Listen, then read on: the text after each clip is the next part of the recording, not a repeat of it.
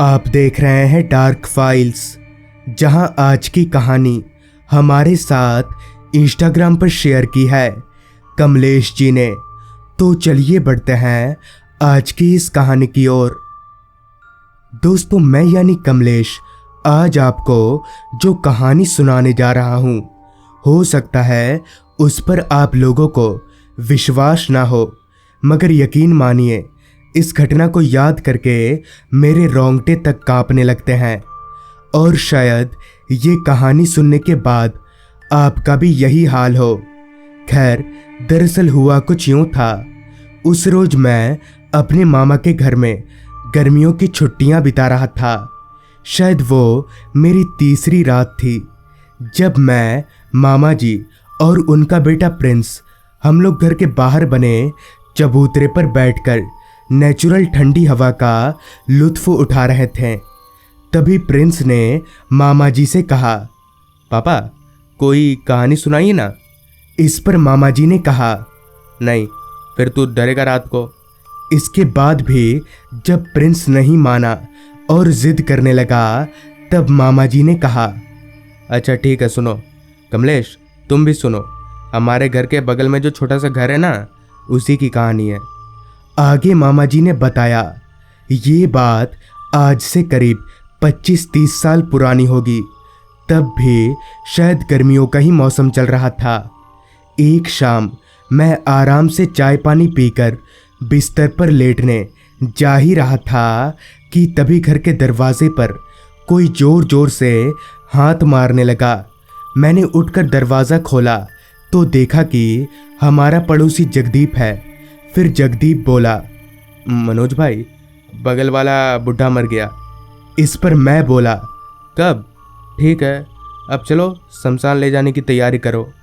दरअसल वो बुढ़ा हमारा ही पड़ोसी था। उसका इस दुनिया में कोई नहीं था।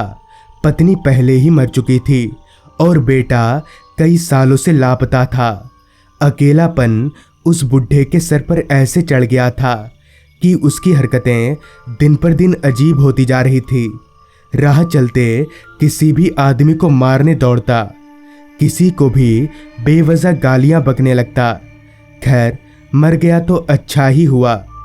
फिर हम 3-4 लोगों ने मिलकर अर्थी बनाया और पूरी रीति रिवाज के साथ हम 4 लोग अर्थी लेकर निकल पड़े। वैसे कल सुबह ले जाने से भी होता, पर रात भर लाश के पास कौन बैठेगा, यही सोचकर हम लोग शाम के अंधेरे में ही निकल गए। मैंने अर्थी को सामने की ओर से कंधा दिया था, मतलब जिधर उस बुढ़े का सर था। चलते चलते मैंने एक नज़र आसमान की ओर देखा। काले बादलों ने आसमान को चारों तरफ से घेर लिया था। बीच बीच में बादलों की गर्जन पूरे फिजा में गूंज जाती। तभी मेरे बगल में चल रहे जगदीप ने कहा, भाइयों थोड़ा जल्दी चलो, देखो बारिश आने वाली है। जगदीप ने अभी इतना कहा ही था कि तभी मैंने जिस हाथ से अर्थी को पकड़ा हुआ था, उसी हाथ को किसी ने एकदम से पकड़ लिया। वो हाथ बर्फ की तरह ठंडा था। मैंने ठिठक कर अपना हाथ छुड़ाने की कोशिश की और छुड़ा भी लिया। मुझे लगा शायद अकड़न की वजह से लाश के बदन में हरकत हुआ होगा। यही सोचकर मैंने बात को हवा में उड़ा दिया। अगर बाकियों को बताता तो खामखा वो लोग भी डर जाते। कुछ देर ऐसे ही चलने पर हम लोग शमशान पहुँचे।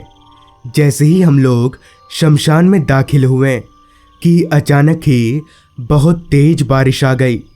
शमशान में बने एक शेड के नीचे हमने लाश को रखा और खुद भी वहीं खड़े हो गए। उस घने अंधेरे में रोशनी का एकमात्र जरिया शेड की खुट्टी पर टंगी एक लालटेन ही थी। वो भी तेज हवाओं में जूझ रही थी। टीन के शेड पर टिपटिपाती बारिश की मोटी बूंदों के अलावा और कोई आवाज़ मेरे कानों में आ नहीं रही थी। बहुत देर तक इंतज़ार करने के बाद भी जब बारिश नहीं रुकी, तो मेरे और जगदीप के अलावा और जो 2 लोग आए थे, उन्होंने कहा, तुम दोनों यहीं रुको, हम लकड़ी का इंतज़ाम करते हैं। और इतना बोलकर वो दोनों भींगते भींगते ही वहां से चले गए। बारिश हर पल बढ़ती ही जा रही थी।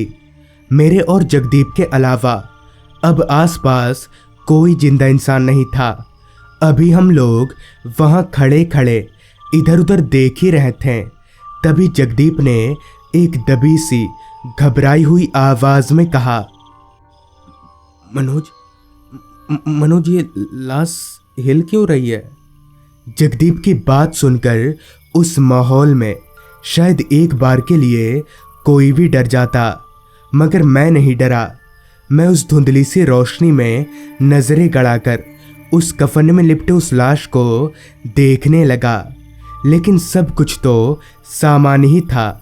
ना तो वो लाश हिल रही थी और ना ही कुछ ऐसा वैसा था। सारा कुछ देखने के बाद मैंने जगदीप से कहा, नहीं तो कहाँ लाश हिल रही है? दारू वारू पीकर आया क्या? मेरी इस बात पर जगदीप कुछ बोलने जा ही रहा था कि तभी तेज हवा के झोंके से काफी देर से फड़फड़ाती लालटेन की लौ अचानक से बुझ गई। लालटेन बुझते ही किसी ने मेरे दाहिने हाथ को कसकर पकड़ लिया। तभी मैं बोला, क्या यार जगदीप, इतना भी क्या डरना, हाथ छोड़ मेरा। इस पर जगदीप ने जो कहा वो सुनकर मेरा पूरा शरीर कांप गया। मैंने कहा तेरा हाथ पकड़ा है? जगदीप से ये सुनकर मुझे याद आया कि जगदीप तो मेरी बाईं ओर खड़ा था। तभी मुझे ये एहसास हुआ कि वो हाथ बर्फ की तरह ठंडा है और उस हाथ में जिस तरह का खरखरापन था उससे ये साफ था कि वो किसी उम्र दराज आदमी का हाथ है। मैं ठिठक कर पीछे हट गया और उस हाथ को अपने हाथ से अलग कर लिया। इतने में ही जगदीप ने लालटेन जलाने के लिए अपना लाइटर निकाला। लाइटर की रोशनी में मैंने जब आसपास देखा तो वहाँ कोई नहीं था, मगर हाँ, वो जो लाश थी उसके चेहरे पर से कफन हट चुका था। उस बुढ़े के चेहरे पर एक हल्की सी मुस्कुराहट थी, जैसे वो मेरे ही ऊपर हंस रहा हो। खैर, जगदीप ने लालटेन जलाया। वो दोनों लकड़ी लेकर अभी तक नहीं आए थे।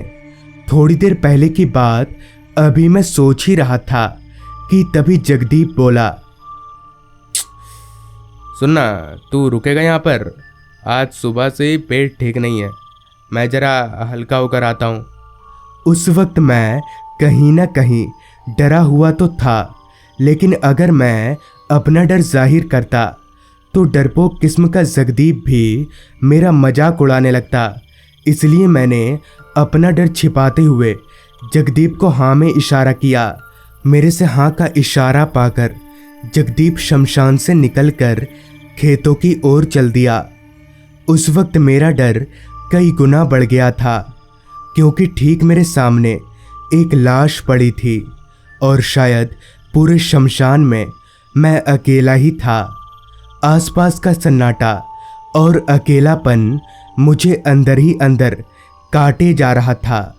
मैंने सोचा, अगर लाश की ओर नहीं देखूंगा तो डर कम लगेगा, मगर कहते हैं ना, जब आप किसी चीज को ना देखना चाहें तो बार बार आपकी नज़र उसी पर जाती है।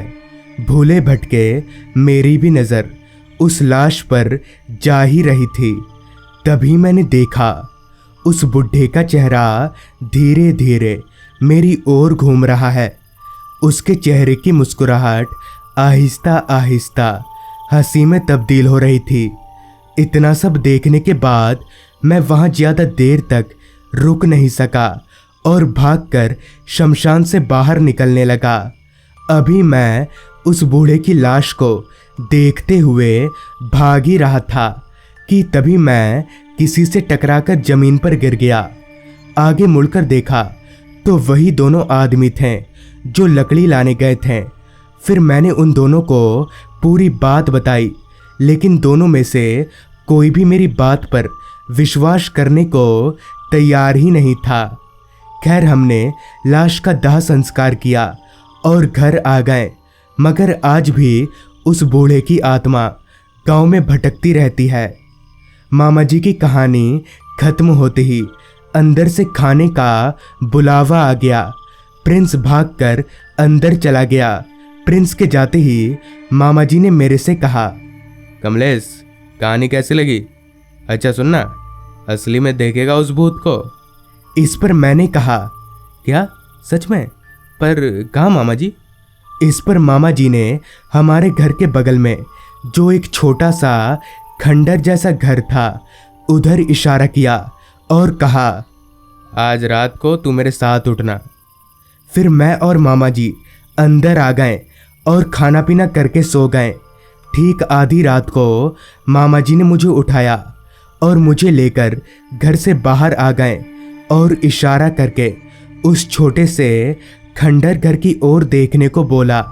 मैंने आंख मलते हुए जब उस घर की ओर देखा तो मेरे होश उड़ गए, क्योंकि उस घर की छत पर पैर लटकाकर कोई बूढ़ा सा आदमी बैठा हुआ था। अंधेरे में उस आदमी का चेहरा तो नहीं दिखा, मगर हाँ, उसकी आंखें लाल चमक रही थीं।